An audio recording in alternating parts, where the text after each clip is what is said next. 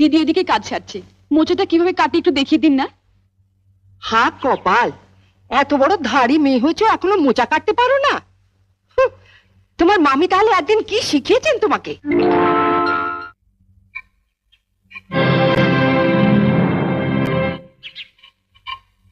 আজকে তো আমাদের বাড়িতে পুঁটি মাছ আসেনি। এই পুঁটি মাছ এলো কোত্থেকে? লতিকাদের বাড়িতে আজ কাজের মেয়েটা আসেনি, ওগুলো কাটতে দিয়ে গেছে। ওর নাকি আজ ঠাকুর এসেছে, সে নাকি পুঁটি মাছ খেতে খুব ভালোবাসে।